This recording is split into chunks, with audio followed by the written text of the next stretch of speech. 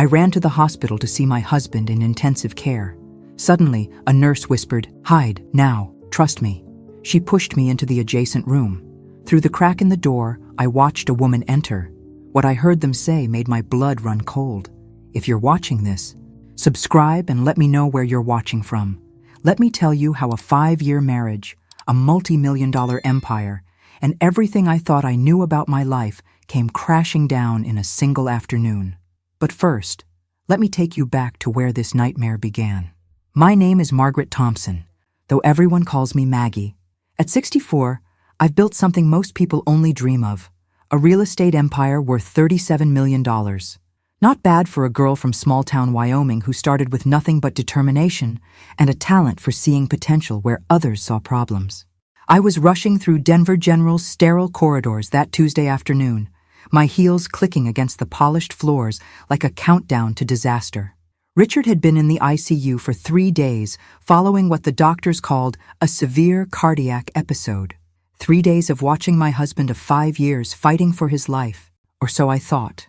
The irony wasn't lost on me that I'd built my fortune renovating broken-down buildings, while my own marriage was apparently beyond repair. Though at that moment, hurrying toward room 314, I still believed I was the devoted wife racing to her beloved husband's bedside. "Mrs. Thompson?" A young nurse with tired eyes and pulled-back brown hair stepped into my path. Her badge read, "Sarah Collins, RN. I need to speak with you privately." "Is Richard worse?" My heart hammered against my ribs. "The doctor said he was stable this morning." Sarah glanced around nervously, then grabbed my arm with surprising strength. "Hide, now. Trust me." Before I could protest, she pushed me into the supply room adjacent to Richard's ICU room. Through the crack in the door, I watched a stunning young woman glide into my husband's room. She had honey blonde hair, perfect makeup despite it being 3 in the afternoon, and legs that went on for miles. She was wearing a red dress that cost more than most people's rent. Trust me, I know expensive when I see it. The woman approached Richard's bed with the confidence of someone who belonged there. That's when I heard my supposedly unconscious husband speak in a voice clearer than he'd managed in days. "Sophia, darling, you shouldn't be here during visiting hours." My world tilted sideways. Sophia? Who the hell was Sophia? I couldn't wait any longer, she purred, her voice carrying that breathy quality that usually made me want to roll my eyes. The lawyers confirmed everything.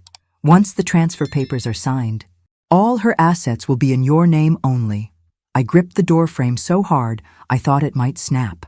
"And the hospital records?" Richard asked, sounding nothing like a man who'd nearly died. "Perfect. Dr. Martinez was very accommodating once we explained the situation. Your recovery will be miraculous, but will require extended care. Maggie will be so focused on taking care of you, she won't notice the business transfers until it's too late." My husband chuckled. Actually chuckled. $37 million, and she'll hand it over gladly to make sure I get the best care. "What about the prenup?" Sophia asked. "What prenup?" Richard's voice was smug. "I made sure we never signed one. Too romantic," I told her. "True love doesn't need legal protection." I remembered that conversation from 5 years ago. I'd been the one to suggest a prenup, actually. I'd already had several profitable properties and wanted to protect my assets. But Richard had looked so hurt, so wounded by the suggestion, that I'd dropped it. "True love," he'd said, just like he was telling her now. "So once you're recovered," Sophia continued, "you'll have access to everything?" "Everything. The properties, the business accounts, the investment portfolio. And with her signature on the medical proxy forms, I can make decisions about her care when she inevitably has her own accident." The blood in my veins turned to ice water. "An accident?" Sophia's voice held just a hint of concern. "Nothing dramatic, but wives who've lost their fortunes to medical expenses often become depressed, suicidal even. Very sad, really. They were planning to kill me." I pressed my hand to my mouth to keep from making a sound. 5 years of marriage, and this man was casually discussing my murder with his 20-something mistress. "When do we move forward?" Sophia asked. "Next week. She's already signed the initial medical forms giving me financial authority during my recovery. The lawyer will bring the business transfer documents Thursday. Once those are signed, we wait 3 months for everything to process. Then, He made a sound that I can only describe as gleeful. "I can't wait to get out of this dreary city," Sophia said. "The house in Malibu will be perfect for us." My house in Malibu. The one I'd bought as a surprise for our 5th anniversary. Sarah Collins appeared beside me so quietly, I nearly jumped out of my skin. She put a finger to her lips and gestured for me to follow her. We slipped out through a back corridor I didn't know existed. Sarah led me to a break room at the end of the hall and locked the door behind us. "I'm so sorry you had to hear that," she said softly. I sank into a plastic chair, my legs suddenly unable to support me. "How long have you known?" 2 weeks. I've been his nurse since he was admitted, and that woman has been here every day. At first, I thought she was a daughter or something, but then I started noticing things." "What things?" "The way they touched each other, the conversations they had when they thought no one was listening. And yesterday, I accidentally saw some documents she brought, legal papers with your name on them." I looked at this young nurse, really looked at her for the first time. She had kind eyes but tired lines around them that spoke of someone who'd seen too much hardship for her age. "Why are you helping me?" I asked. Sarah hesitated. "Because I know what it's like to be betrayed by someone you trust. And because," she paused, seeming to weigh her words, "because I have a son, and if something happened to me, I'd want someone to look out for him. This is wrong, Mrs. Thompson. What they're planning? It's evil." We sat in silence for a moment while I tried to process everything I'd heard. "What do you think I should do?" I finally asked. Sarah smiled, and for the first time since I'd entered the hospital, I felt like someone was actually on my side. "I think," she said slowly, "that your husband and his girlfriend are about to discover that they've underestimated the wrong woman." I drove home in a daze, Sarah's words echoing in my mind. The woman they thought they were dealing with was the grieving wife who'd spent 3 days crying over her husband's bedside. But that woman had died in that supply room. The woman driving through Denver's afternoon traffic was someone else entirely, someone considerably more dangerous. My house sat on 3 acres in Cherry Hills Village, the kind of property that made real estate agents weep with joy. I'd bought it 15 years ago when it was a dated 1970s ranch and turned it into something that belonged in Architectural Digest. Richard always took credit for the vision, naturally, but every detail, from the imported marble to the custom lighting, had been my idea. Walking through my front door, I looked at everything differently now. This wasn't our home. It was mine. My money, my vision, my work. Richard had contributed exactly nothing except the occasional opinion and his signature on documents I'd put in front of him. I poured myself 3 fingers of the 18-year-old Macallan Richard, saved for special occasions. This felt pretty special to me. My phone buzzed. A text from Richard. "Feeling a bit better today. Doctor says you shouldn't worry about visiting tonight. Rest up, darling. Love you." "Love you too," I texted back, then muttered to my empty kitchen, "You lying, cheating, murderous bastard." The whiskey burned, but not nearly as much as the betrayal. I spent the next hour walking through my house, cataloging everything Richard might have access to. The good news was that most of my assets were in my name only. Legacy of my paranoid early days in business. The bad news was that Colorado was a common property state, and 5 years of marriage meant he had legitimate claims to quite a lot, but only if I died intestate. And only if I didn't fight back. I pulled out my laptop and started researching. If Richard thought he was dealing with some naive housewife, he was about to get educated. I didn't build a $37 million empire by being stupid or trusting. First stop, Margaret Winters, the divorce attorney who'd helped my friend Helen take her cheating ex-husband to the cleaners 2 years ago. Margaret had a reputation for being ruthless, expensive, and worth every penny. "Mrs. Thompson," Margaret's secretary said when I called, "I'm afraid Margaret is booked solid this week. Tell her it's an emergency consultation regarding a case worth $37 million. If she can see me tonight, I'll pay her double her usual rate." 5 minutes later, I had an appointment for 8 o'clock. Next, I called my accountant, James Morrison. James had been handling my books for 12 years and knew where every penny was invested.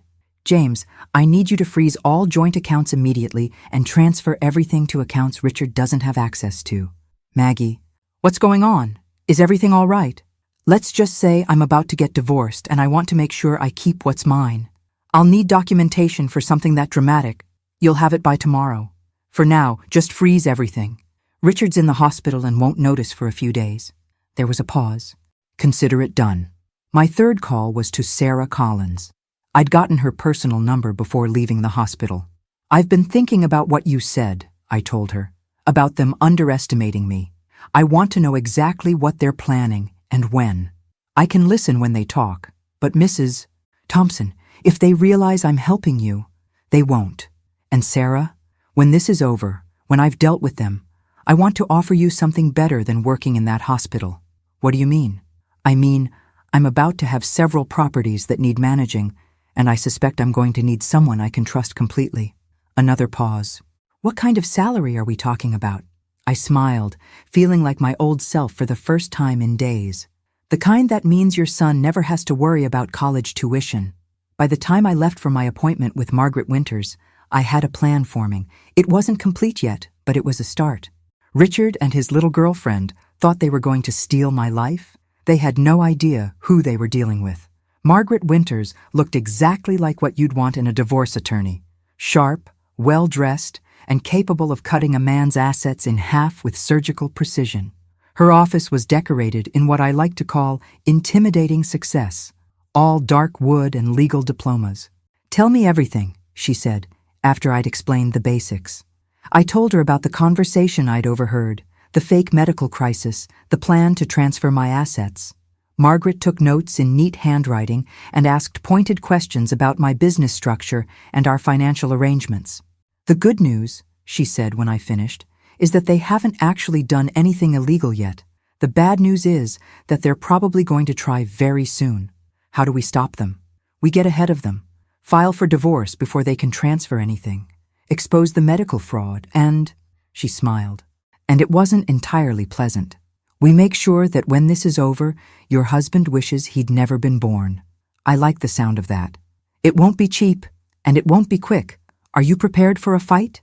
I thought about Richard's voice as he planned my murder, about Sophia talking about my house in Malibu like it was already hers, about 5 years of marriage that had apparently meant nothing to him. "Margaret," I said, "I've been building things and tearing them down for 40 years. I'm very prepared for a fight." We spent the next 2 hours planning my legal strategy. By the time I left her office, I felt like myself again. The woman who'd taken a small inheritance and turned it into an empire. The woman who'd never lost a business negotiation because she was always 3 steps ahead of everyone else. Richard and Sophia were about to learn that they'd picked the wrong target. But first, I needed to know exactly what they were planning. And for that, I needed Sarah Collins to be my eyes and ears in that hospital room. What I discovered next would change everything I thought I knew about betrayal. The next morning, I woke up with the kind of clarity that comes after a good night's sleep and a solid plan for revenge. I'd always been a morning person, but today I felt particularly energetic.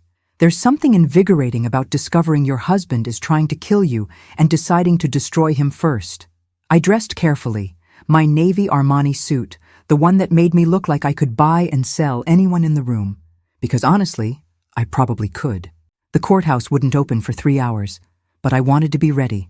My phone rang as I was finishing my coffee. Sarah Collins. "Mrs. Thompson, they moved up their timeline. Sophia is bringing the lawyer today at 2 o'clock. My blood chilled. "Today? You're sure? I heard them talking this morning. Richard seems nervous that you might get suspicious if he stays in the hospital much longer. He wants to sign everything and then have his miraculous recovery tomorrow." I checked my watch. It was 9:30. I had 4.5 hours to beat them to the punch. "Sarah, I need you to delay them somehow. Just for a few hours." "How am I supposed to do that?" "I don't know. Medical emergency, missing paperwork. You're a nurse. Be creative." There was a pause. "Mrs. Thompson, what if they find out I'm helping you?" "They won't. And even if they do, you'll be working for me by the end of the week. Just trust me." I hung up and called Margaret Winters. "We need to file the divorce papers this morning," I told her. "They're trying to transfer the assets today. I'll meet you at the courthouse in an hour. Everything's ready." Next, I called James Morrison. "I need you to document every asset transfer they've attempted and send it to my attorney immediately." "Already done." "And Maggie? You're going to want to see this. They tried to transfer the Cherry Hills house last week, but it failed because of the trust structure you set up in 2019. I'd forgotten about that trust. I'd created it for tax purposes, but apparently it was about to save my financial life. So they can't touch the house? Not without your signature on about 15 different documents. And even then, it would take months to process. For the first time in 24 hours, I smiled genuinely. James, remind me to give you a bonus. The Denver County Courthouse was exactly as intimidating as it was supposed to be, all marble columns and serious faces. Margaret met me at the entrance with a briefcase full of documents and the expression of a woman who lived for moments like this. Ready to ruin your husband's day? She asked. I've been ready for 5 years. I just didn't know it. Filing for divorce turns out to be remarkably anticlimactic. A lot of paperwork, some official stamps, and suddenly, you're legally separated from someone you've shared a bed with for 5 years. The court clerk, a middle-aged woman with sympathetic eyes, processed everything with professional efficiency. These will be served this afternoon, Margaret told me as we walked back to our cars. Your husband won't be able to transfer any assets after that without court approval. What about the medical fraud? I've contacted the district attorney's office. They're very interested in hearing about a fake medical emergency being used to commit financial fraud. We were interrupted by my phone ringing. Sarah Collins, sounding panicked. Mrs. Thompson, they're here early. The lawyer arrived at noon, and they're in Richard's room right now. What kind of papers do they have? I couldn't see clearly, but it's a thick stack. And Mrs. Thompson? Richard is out of bed, walking around. He's not even pretending to be sick anymore. I felt a surge of fury so strong it nearly knocked me over. Sarah, I need you to do something for me. Can you get close enough to take photos of the documents? I think so. But what if they catch me? They won't. And Sarah, whatever happens, you keep yourself safe. Don't take any risks. After hanging up, I turned to Margaret. They're signing the papers right now. Then it's a good thing we filed first. Those documents will be invalid the moment they're served with the divorce papers. When will that happen? Margaret checked her watch. The process server should be at the hospital within the hour. I spent the next 45 minutes pacing in the courthouse parking lot, checking my phone every 30 seconds. When it finally rang, I nearly dropped it. Mrs. Thompson? An unfamiliar male voice. This is Tom Bradley. I'm the process server. I just delivered the divorce documents to your husband at Denver General Hospital. How did he react? Tom chuckled. Well, ma'am, I've been doing this job for 15 years, and I've never seen anyone turn that particular shade of purple before. He started screaming about some woman named Sophia, and how this was going to ruin everything. Was there a young blonde woman in the room? Yes. Ma'am, she went white as a sheet and ran out of there like her hair was on fire, left behind a whole stack of legal documents, too.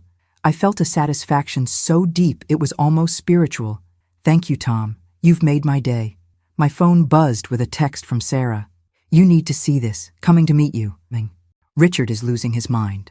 20 minutes later, Sarah walked into the coffee shop across from the courthouse, looking like she'd just witnessed a car accident. She slid into the booth across from me and pulled out her phone. I got photos of the documents before Sophia dropped them, she said, showing me her screen. Mrs. Thompson, they weren't just trying to steal your money. I looked at the images she'd captured. Legal documents transferring ownership of my properties, business and corporation papers for something called Thompson Holdings, with Richard and Sophia as the only officers. And at the bottom of the stack, something that made my blood run cold. A will. My will, apparently, leaving everything to my beloved husband Richard in the event of my tragic suicide due to overwhelming grief. They had already written my suicide note, I said, my voice barely a whisper. Sarah nodded grimly. And Mrs. Thompson? I overheard them talking about the timeline. They were planning to complete their plan this weekend. This weekend. They were going to kill me this weekend. I stared at the photos of my forged signature on documents I'd never seen, at the suicide note written in handwriting that wasn't mine, but was close enough to fool anyone who didn't know me well. Sarah, I said finally, I think it's time we called the police. But as I reached for my phone, it rang again, Richard's name on the screen. Hello, darling, I answered, my voice sweet as honey. You bitch, he snarled. You conniving, suspicious bitch. Do you have any idea what you've done? I have some idea, I replied calmly. Though I'm curious to hear your perspective. 5 years of marriage, and this is how you repay me? Having me served with divorce papers while I'm fighting for my life in the hospital? Fighting for your life? Richard, honey, I saw you walking around that room this afternoon. Unless cardiac patients have made remarkable medical advances in the last 24 hours. The silence on the other end was deafening. Oh, Richard, I added sweetly, you might want to let Sophia know that forging someone's signature is a federal crime. The FBI takes that very seriously. I hung up and turned to Sarah, who was staring at me with something approaching awe. What happens now? She asked. Now, I said, we make sure they pay for what they tried to do. And then we build something better from the ashes of their stupidity. But I was about to discover that Richard and Sophia had one more surprise waiting for me. And this one would change everything. The police detective assigned to my case was a woman named Elena Rodriguez, a no-nonsense professional in her 40s who looked like she'd seen every kind of human stupidity and wasn't impressed by any of it. We met at the downtown precinct Thursday morning, and I brought everything. The photos of the forged documents, recordings of Richard's threatening phone calls, and a detailed timeline of their fraud. Mrs. Thompson, Detective Rodriguez said after reviewing everything, this is one of the more elaborate financial fraud schemes I've seen. The fake medical emergency, the forged documents, the planned murder disguised as suicide. Your husband and his girlfriend weren't planning a simple theft. They were planning the perfect crime. How close did they come to pulling it off? Closer than you want to know. If you hadn't overheard that conversation, if you hadn't filed for divorce when you did, she shrugged. Let's just say we'd probably be investigating your death instead of their crimes. The thought sent a chill down my spine. What happens next? We arrest them. The evidence you've provided is more than sufficient for charges of conspiracy to commit fraud, forgery, and conspiracy to commit murder. Your husband will be taken into custody this afternoon. I should have felt victorious, but mostly I felt hollow. 5 years of marriage, and it had come to this. My phone rang as I was leaving the police station. Sarah Collins. Mrs. Thompson, I have news. Good news, I think. I could use some good news. The hospital administration is conducting a full investigation into Richard's fake medical records. They're also reviewing Dr. Martinez's involvement. And, she paused, they've offered me a promotion to head nurse in the cardiac unit. Sarah, that's wonderful. It gets better. Because I was the one who exposed the fraud, they're giving me a commendation and a significant raise. But Mrs. Thompson, I still want to take that job you offered. Managing your properties sounds a lot more interesting than hospital politics. I smiled for what felt like the first time in days. Consider it yours. We'll start with the Denver properties and see how it goes. That afternoon, I watched from my living room window as 2 police cars pulled into my driveway. They weren't there for me. They were there to search for evidence of Richard's crimes. Detective Rodriguez had obtained a warrant to seize any documents related to the fraud scheme. It was surreal, watching strangers catalog the contents of my home office, bagging documents, and photographing everything. This was the office where Richard and I used to plan our investments, where we'd dreamed about retirement, where I'd built my empire one property at a time. Now it was a crime scene. Mrs. Thompson? Detective Rodriguez emerged from the office carrying a laptop I'd never seen before. We found this hidden in your husband's desk. It contains some interesting correspondence. She showed me the screen. Emails between Richard and Sophia dating back 18 months. Long before his medical emergency. Long before I had any suspicion that my marriage was falling apart. The emails told a story that was somehow worse than I'd imagined. They weren't just planning to steal my money. They'd been plotting to destroy my life systematically. Richard had been sharing confidential information about my business deals, helping Sophia understand the best ways to attack my assets. They'd researched my daily routines, my favorite restaurants, even my medical history. They've been planning this for 1.5 years, I said, scrolling through message after message. At least? And Mrs. Thompson? There's something else you need to see. She pulled up a folder labeled Insurance Policies. Inside were documents I'd never seen before. Life insurance policies on me, taken out 6 months ago, with Richard as the sole beneficiary. 3 different policies from 3 different companies, totaling $12 million. I never signed these, I said, examining the signatures. They were forgeries, but good ones. We figured as much. Your husband was very thorough in planning your murder. That evening, I sat alone in my house, really alone for the first time in 5 years, and tried to process everything that had happened. Richard was in jail awaiting arraignment. Sophia had been arrested at her apartment, where police found additional forged documents and cash that Richard had apparently been embezzling from our joint accounts for months. My marriage was over. My trust in other people was severely damaged. But surprisingly, I wasn't devastated. I was angry, furious actually. And there's nothing more dangerous than a rich woman with good lawyers and a desire for revenge. My phone rang. Margaret Winters. "I have news about the asset investigation," she said. "It's worse than we thought, but also better." "How can it be both?"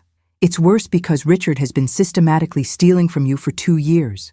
Small amounts that wouldn't trigger any alerts, but it adds up to nearly $400,000.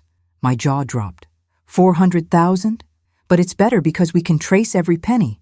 And because he did it electronically, we have perfect documentation. He's going to prison for a very long time. What about Sophia? She's facing charges for conspiracy, fraud, and identity theft. The forged signatures alone will get her 5 to 10 years. After hanging up, I poured myself another glass of the Macallan and walked out onto my deck. The October evening was crisp, and I could see the lights of Denver sprawling below my property. Somewhere out there, Richard was sitting in a jail cell, probably still trying to figure out how his perfect crime had fallen apart so quickly. I thought about Sarah Collins, who'd risked her career to help a stranger because it was the right thing to do. I thought about Margaret Winters, who'd dropped everything to help me fight back. I thought about Detective Rodriguez, who'd treated this case with the seriousness it deserved. Good people, honest people, people I could trust. Maybe losing Richard wasn't the disaster I'd thought it was. Maybe it was an opportunity to build something better. My phone buzzed with a text from an unknown number. "This isn't over, bitch. I'll make you pay for this." Sophia, apparently, was out on bail and feeling communicative. I smiled and forwarded the message to Detective Rodriguez. Then I typed back, "Looking forward to it. By the way, threatening a witness is another felony. See you in court." 3 minutes later, my phone rang. Detective Rodriguez. "Mrs. Thompson, we'll have officers at your house within 10 minutes, and I'm putting a rush on revoking Sophia's bail." "Thank you, Detective. Thank you for forwarding that message. Some criminals just can't help making our jobs easier." As I waited for the police to arrive, I realized something important. For the first time in 5 years, I was making decisions based on what I wanted, not what would make Richard happy, or keep the peace, or maintain some facade of marital harmony. And what I wanted was justice. Complete, thorough, devastating justice. They'd picked the wrong woman to cross. And they were about to find out exactly how expensive that mistake was going to be. 6 months later, I stood in the courthouse watching my husband of 5 years get sentenced to 12 years in federal prison. Richard had aged considerably since his arrest. The silver hair had gone completely white. And the confident businessman I'd married had been replaced by a man who looked small and defeated in his orange jumpsuit. Sophia got 8 years, and watching her led away in handcuffs felt better than I care to admit. The young woman who'd thought she could steal my life was about to discover what life behind bars was really like. But the real satisfaction came from what I'd built in the aftermath of their attempted destruction.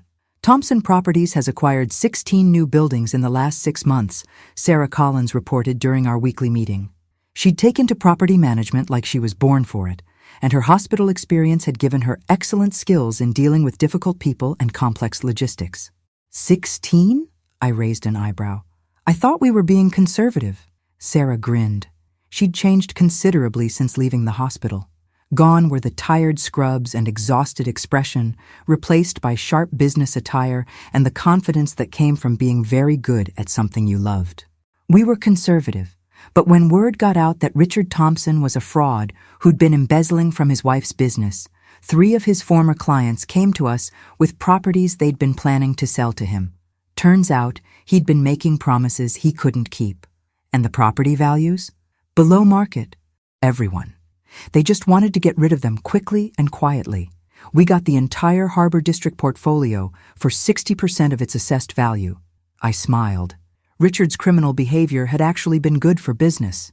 His former clients were so desperate to distance themselves from the scandal that they were practically giving properties away. "What about the Malibu house?" I asked. "Sold yesterday. Final price was $3.8 million, which was $400,000 above asking price. Apparently, houses with infamous histories sell well in California. The house I'd bought as an anniversary gift and they'd planned to live in after my murder was now funding my expansion into the California market." There was something poetic about that. "Any word from our mutual friend in prison?" Sarah's expression darkened. "Richard called my office yesterday. Collect call from the federal penitentiary. He wanted to know if I'd consider visiting him." "What did you tell him?" "I told him that threatening to kill my employer's wife tends to make me uninterested in social visits. Over the past 6 months, I'd discovered something interesting about myself. I was much better at business when I wasn't constantly worried about someone else's feelings.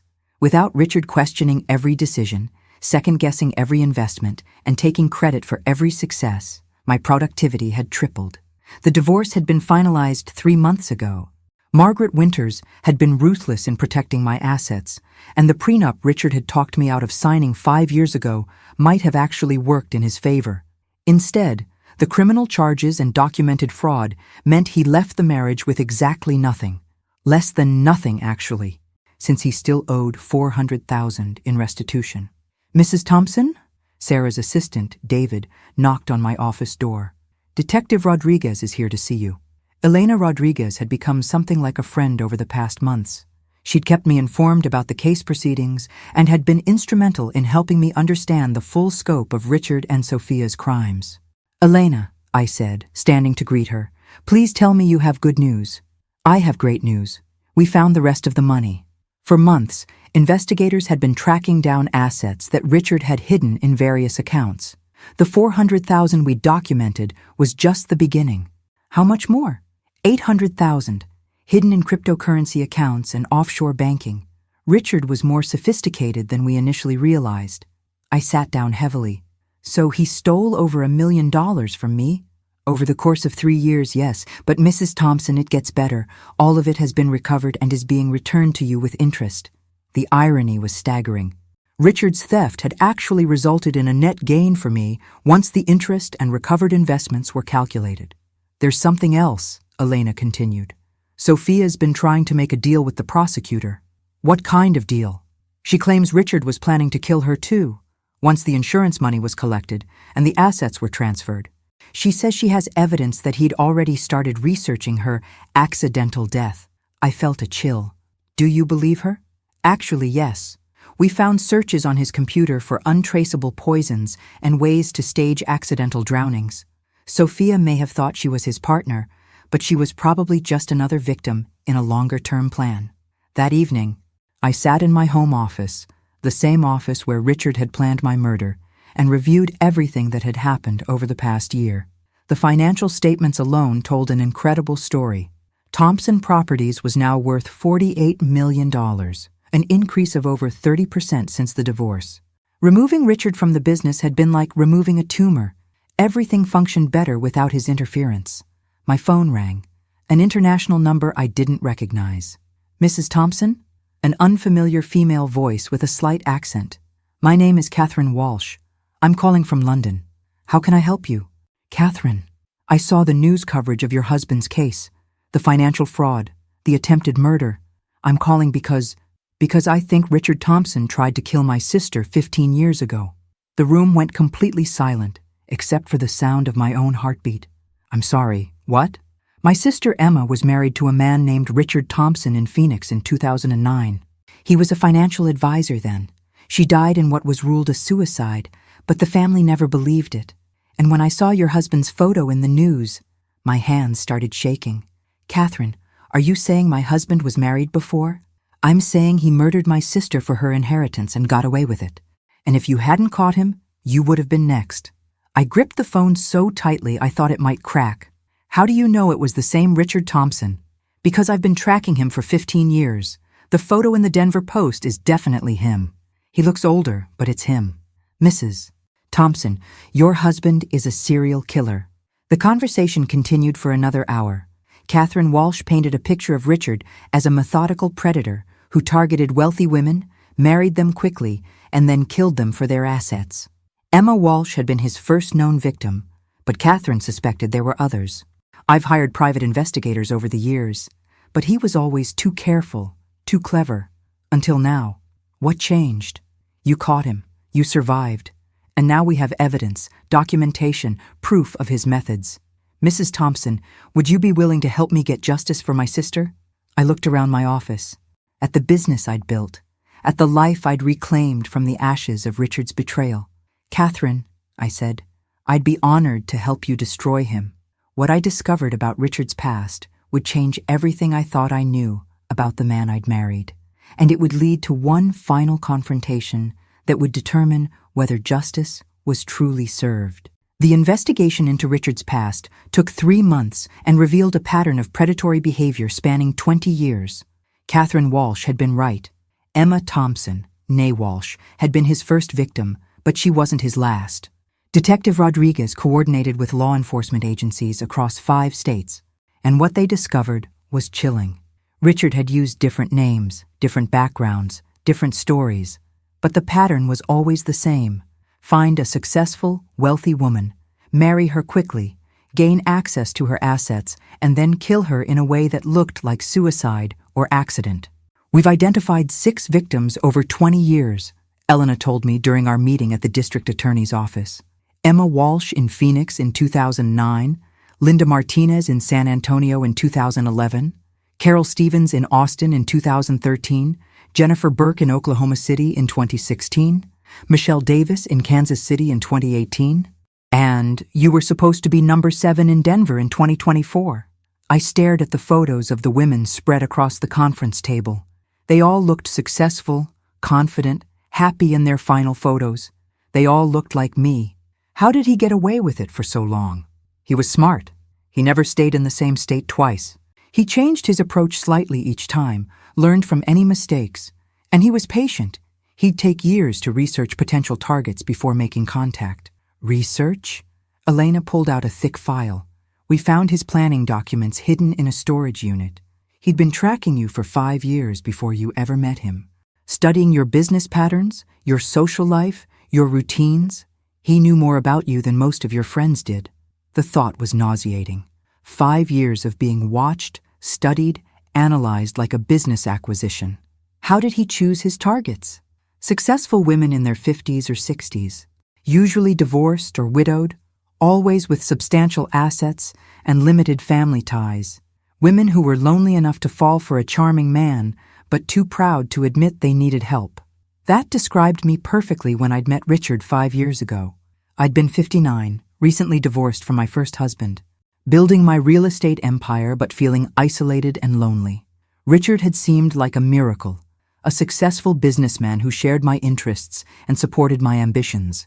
Now I realized he'd been playing a role, becoming exactly what I needed him to be. What happens next? The families of his other victims are pressing for reopened investigations. With the evidence we've gathered from your case, we can build murder charges for at least 3 of the previous deaths. Will that be enough to keep him in prison? Elena smiled grimly. Mrs. Thompson, if we can prove even 1 additional murder, your ex-husband will never see the outside of a prison cell again.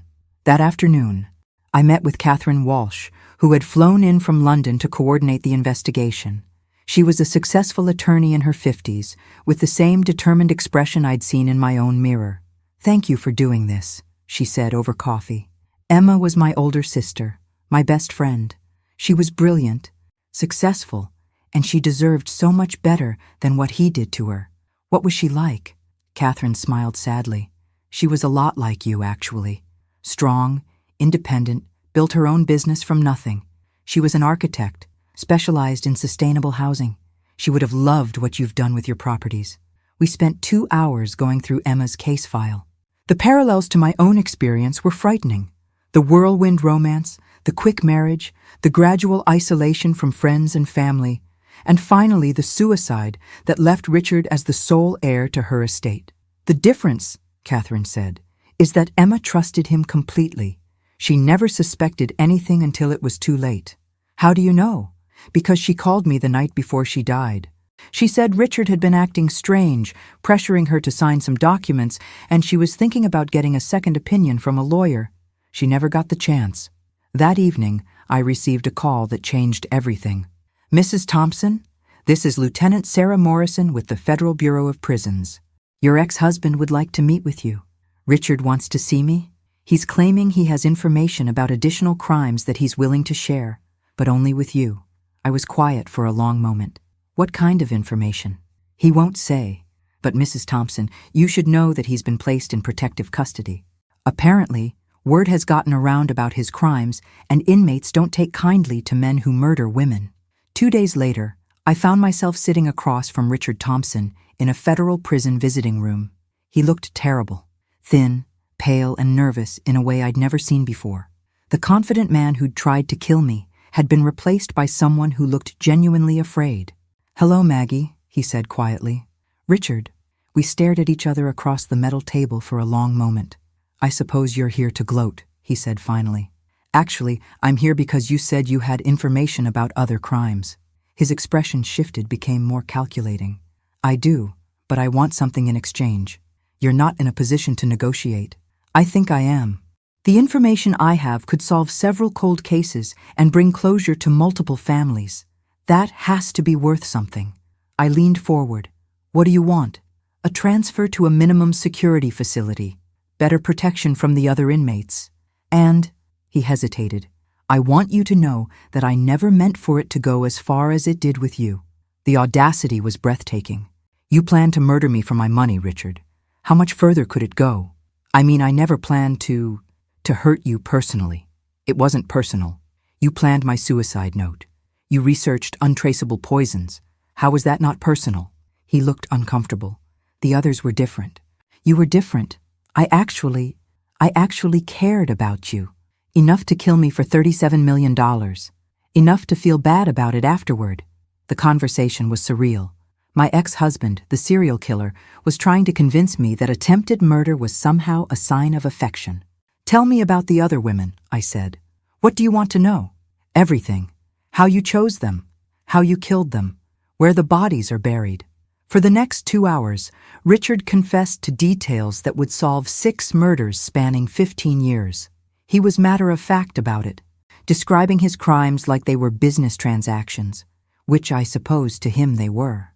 "Why are you telling me this now?" I asked finally. "Because I'm never getting out of here anyway, and because—" He paused, looking genuinely remorseful for the first time.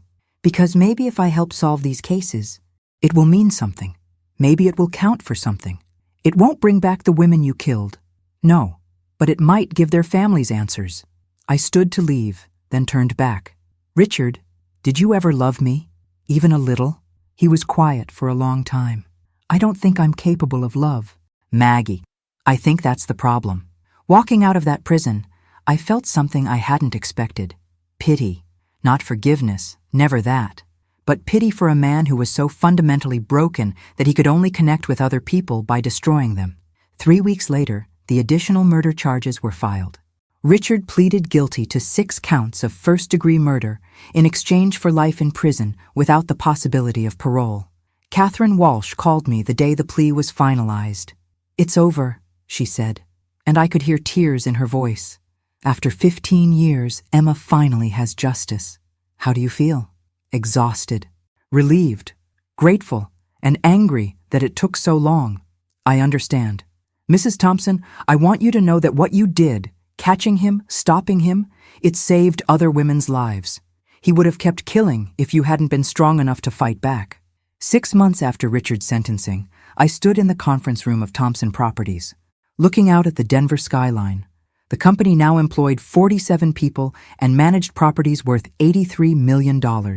Sarah Collins knocked on my door. "Mrs. Thompson, the new acquisitions team is here for the meeting." I'd been expanding rapidly, and not just in Denver. We now had offices in Phoenix, Austin, and Oklahoma City, the same cities where Richard had murdered women over the past decades. In each location, I'd partnered with organizations that supported women who were rebuilding their lives after trauma. "And Sarah? I've told you 100 times, call me Maggie." She smiled. "Maggie? There's something else. My son Jake wants to thank you personally for his college fund. Jake Collins was now 15 and had been accepted into an advanced engineering program that would lead directly to MIT. The college fund I'd established for him was part of a larger foundation I'd created to help the children of Richard's victims. Tell Jake he's earned it with his grades. I will. And Maggie, thank you for everything. That evening, I sat on my deck with a glass of wine, watching the sunset over the mountains. My phone buzzed with a text from Detective Rodriguez. Richard Thompson died in prison today. Apparent heart attack. Thought you should know. I stared at the message for a long time, trying to figure out how I felt. Relief, mostly, and a strange sense of closure. Richard was gone. The women he'd killed finally had justice. The families he'd destroyed had answers. And I had built something meaningful from the ashes of his attempted destruction. My phone rang. Catherine Walsh from London. I heard the news, she said simply. How are you feeling? Like I can finally stop looking over my shoulder. Like Emma can finally rest. What will you do now? Live, I think. Really live, for the first time in 15 years. After hanging up, I walked through my house, in my name, bought with my money, decorated with my choices. For the first time in 5 years, every decision in my life was mine alone. It was terrifying and exhilarating and absolutely perfect. I'd survived a serial killer's attempt to murder me, rebuilt my life, expanded my business, and helped bring justice to 6 murdered women. At 64, I was more successful, more confident, and more authentically myself than I'd ever been. Richard had tried to steal my life, but instead, he'd helped me find it. And now, as I watched the lights of Denver twinkle below, I realized that the best revenge wasn't just surviving his betrayal, it was thriving in spite of it. He'd bet everything on my death, I'd bet everything on my life, and I'd won.